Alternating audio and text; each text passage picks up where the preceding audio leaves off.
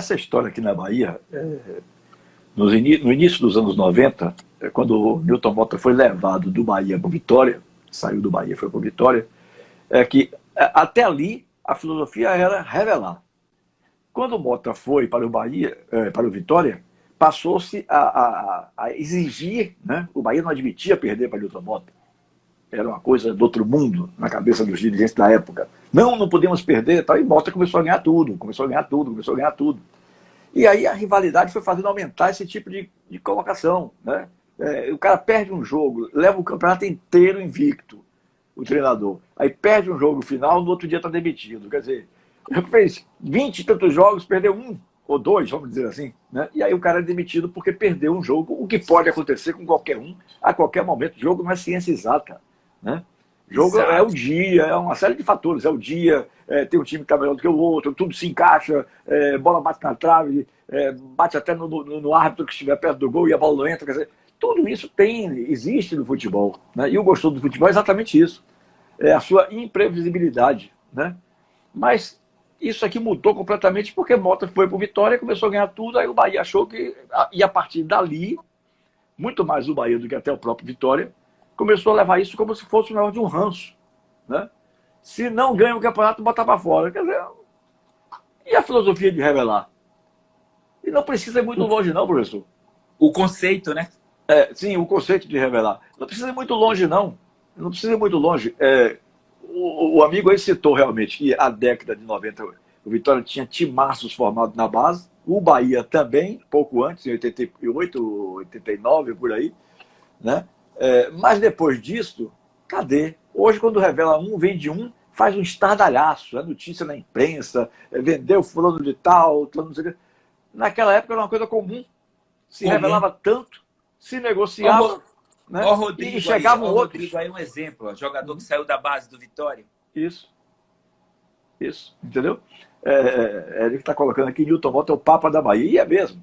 O problema não é Newton Mota, o problema é quem dirige. Né? Mota é um subordinado a alguém, a um presidente, né? A um gestor do clube, é uma coisa nesse sentido. Mas Mota se tornou o problema em função dele ganhar tudo. E aí passou-se a achar que não era mais revelar, e sim ganhar títulos. Completamente fora de sentido um negócio desse, né? Aí, como eu estava dizendo, naquela época se revelava demais, se vendia e era uma coisa normal, porque a quantidade que saía entrava do mesmo jeito, né? E hoje não. Bahia e Vitória, quando consegue vender um, faz festa, falta soltar Adrianino, foguete e tal. Mudou muito, professor. Mudou muito. E Tilé, você assiste os jogos de divisão de base hoje, na década de 90, início dos anos 2000, qualidade técnica é totalmente diferente, sabe? Eles não estão preocupados em se fazer atleta na base. Essa é a formação que o clube que tem que fazer jogador. Sabe? O Vitória era a maior escola de formação de goleiros do Brasil. Tá aí o Eduardo Bahia, que entrou agora, que foi treinador de goleiros, sabe disso. Quantos goleiros nós tiramos dali? Paulo Mussi, Nilson, sabe? Felipe, entre outros goleiros que saíram da divisão de base do Vitória. Quantos jogadores saíram do Vitória que serviram ao mundo, serviram à seleção brasileira? O Bahia também. Eu sou totalmente contra demitir treinador de base por competição. A obrigação da base é formar atletas, não demitir treinador. É lógico, eu estou dizendo, mas demitir treinador não é que o treinador venha se acomodar. Aí que ele tem que trabalhar, como eu falei, o jogador chega com a qualidade, com a destreza, cabe ao clube e ao treinador ajudar na formação, com suas correções, criando subsídios para o talento desse atleta. Eles estão mais preocupados em demitir treinadores hoje. Não. Isso que eu acho errado. Eu diria até que os treinadores não têm muita participação nisso, não. Os dirigentes, sim. Porque hoje passou a ser uma opção mais importante do que revelar e utilizar naquele clube, vender. Entendeu? Achou alguém, vende, porque vai entrar algum dinheiro. E aí depois querem me botar na cabeça que tem gestões maravilhosas aqui. Não tem, meu amigo. Não tem. Pode ter uma gestão melhor do que a outra, que era tão ruim no passado que hoje algumas se destacam, né? Aqui na Bahia passou-se a torcer muito mais pelo dirigente do que pelo próprio clube. Impressionante isso. Eu vejo hoje aí vários setores da torcida do Bahia, vou citar um exemplo que eu convivi, de que a gestão é extraordinária, que o gestor só precisa receber uma coroa de rei e tal, porque ele é fantástico, ele é do outro mundo e tal. Minha gente, o time perde em campo, o time não vai bem, e aí ninguém diz nada. Quando diz alguma coisa, diz assim, no futebol ele realmente não está muito bem, não. Mas aí começam a priorizar, nada contra, pelo amor de Deus, trabalhos de marketing a defender contra o racismo, LGBT, e por aí vai. Quer dizer, eu acho que isso não é função de clube de futebol, né?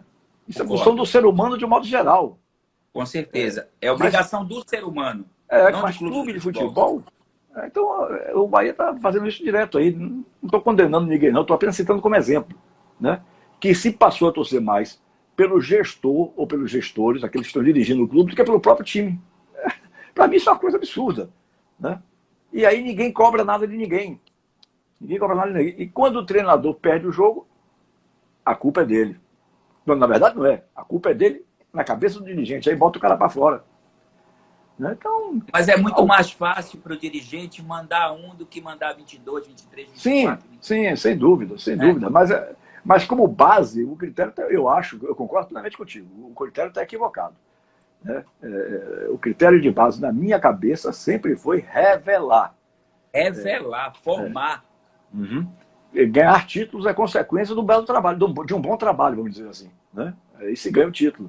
Mas eu vejo tantos bons profissionais aqui na Bahia que já estão sendo colocados em segundo plano, como se fossem, digamos assim, uma laranja, chupou e joga o bagaço fora, né? Então aquele cara já não presta mais. E nós temos excelentes profissionais e fica se trazendo gente de fora para dirigir time de base de Bahia de Vitória. Eu acho isso impressionante, tendo tantos profissionais aqui. Pois é. Aí vai, com todo respeito, traz fulano do Rio Grande do Sul, respeito mesmo. Rio de Janeiro, de São Paulo, sabe? Com tantos profissionais qualificados no estado. Exato. Entendeu? Dentro do Bahia, dentro do Vitória. Eu vejo isso na minha terra também, Remy e Paysandu. Infelizmente, a mentalidade é essa. É bom se for carioca, paulista. Não. O Nordeste tem tantos profissionais de qualidade. Eu, quando fui fazer a minha licença na CBF, minha licença A, tinha trabalho de grupo para depois ir para a prática dirigida. E no meu grupo tinha Ney Franco, César Sampaio, entre outros ali. E dos 5 trabalhos da prática dirigida, 3 era de um cabeçudinho, nascido lá em Belém do Pará, um cara do Norte e Nordeste, que era eu, sabe, Tilé? Então, não existe isso. Não existe. Aqui na Bahia também tem treinadores de qualidade. Acabou de entrar um grande treinador aí, o nosso querido Paulo Salles também, Barbosa, sabe? Claudinho, entre outros aí, Eduardo Bahia, sabe? Eu falo porque eu já me considero filho Carlos dessa Amadeu, terra, Paulo Isidoro está Carlos surgindo Amadeu. aí. Eu não consigo entender isso não, sinceramente. Eu só atribuo a esse tipo de coisa, para dar satisfação ao torcedor, porque perdeu um título, por exemplo. Aí o cara faz um trabalho bom, né? E logo em seguida, porque perdeu um jogo decisivo, que pode acontecer com qualquer um, é do jogo, né? Aí o cara é mandado embora. E aí se traz um bocadinho de fora que não tem metade do conhecimento, desculpe o termo, de fazer uma avaliação até dessa, que ninguém pode te achar que eu estou sendo um avaliador pesado, que defendendo demais os daqui, mas não é. Na prática, provou que os daqui são tão bons ou melhores do que esses todos que têm vindo de fora aí, que chegam aqui sem conhecer nada, né? E que querem implantar filosofias que não tem nada a ver com o nosso futebol. Então, nós estamos bem na contramão da história, desse aspecto aí. Na contramão da história. Você, para trabalhar no clube, você tem que conhecer a cultura do clube primeiro. Sim. A cultura da região, a parte sistêmica, como é que se joga nessa competição, nessa região, entendeu? São diversos fatores para uma contratação. Aí você quer contratar um profissional de forma empírica para realizar um trabalho, aí você também não dá tempo a esse profissional, 3 jogos você manda embora. É por isso, Tilé, que o futebol inglês, o futebol alemão, o futebol italiano, o futebol espanhol, anos-luz na nossa frente. Existe tempo, existe prazo de trabalho, planejamento. Futebol é uma empresa, precisa se dar prazo. E para essa empresa crescer, todo mundo tem que ter o compromisso. Entendeu? O futebol é empresa. Então você tem que dar prazo para o desenvolvimento dessa empresa. E esse imediatismo do futebol está acabando com o futebol brasileiro. Me aponte novos talentos que estão surgindo no futebol brasileiro. Não tem. Não vamos nos enganar. Ou aqueles que surgem são logo comprados pelos clubes de fora. Não ficam nem, não esquenta nem a chuteira no sub-20 e já vai embora. Entendeu? Em alguns lugares por aí também existem os clubes de aluguel. Também. Os empresários alugam a base e aquele que interessa a ele, tudo bem. Quantos jogadores de qualidade, Tilé, nós estamos perdendo para o futebol, perdendo, porque não tem tempo para trabalhar esse jogador, não se dá tempo, não se dá prazo. Você não faz jogador em 15 dias, em 30 dias, em 60 dias. Tem que dar prazo para a qualidade maturar. Um abraço ao Adílio Gomes, um dos maiores captadores de atletas do Brasil. Que é aqui da Bahia também. Nosso Adílio entrou na live. Tem que dar prazo, Tilé. Não, eu concordo plenamente contigo. Plenamente. Eu já marquei aqui, estou aqui anotando alguns tópicos que o amigo está falando aí, tem falado aí, para passar para meu filho, que é o produtor do programa, é quem edita, né?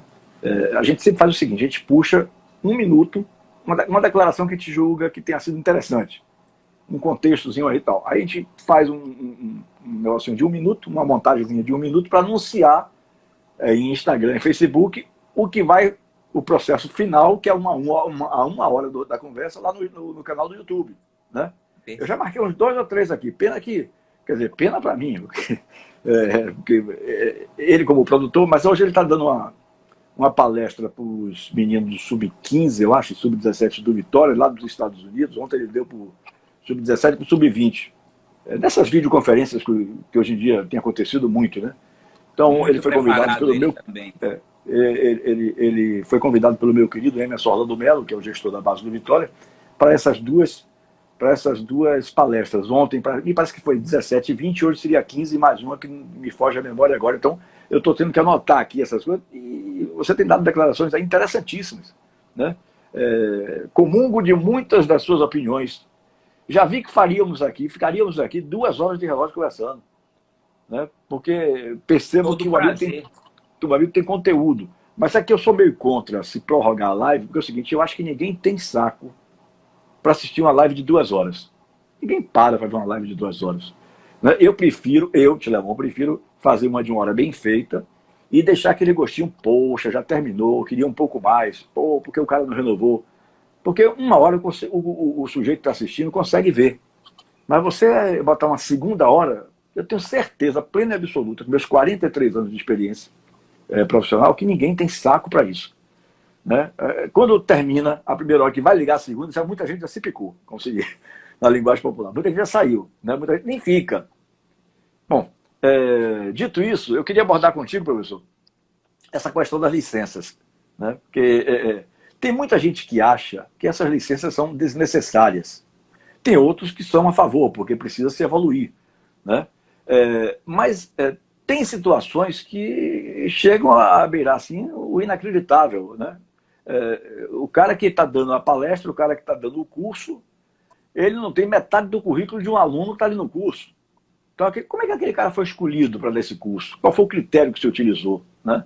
Então tem essas coisas aí. E dizem que é muito caro. Aliás, dizem não. Outro dia a Barbosinha estava me falando que a licença A custa mais ou menos quase 20 mil reais. 18 ou 19 mil, alguma coisa assim, né? Eu paguei 14 na minha época. Pagou 14 na sua época. Hoje deve estar mais cara. Né? A Pro está 22 mil. Imagina. Que é o último estágio.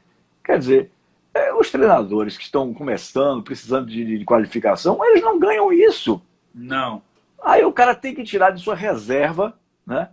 De sua reserva pagar a uma entidade que tem dinheiro, né? Que podia fazer a um preço mais módico para que os profissionais procurassem se qualificar, isso daria qualidade ao trabalho de cada um, e não cobrar absurdos do jeito que se cobra, né? O amigo acha, aí eu vou puxar pela sua experiência, por tudo que você tem dito aqui, eu tenho visto, é a primeira vez que nós estamos conversando.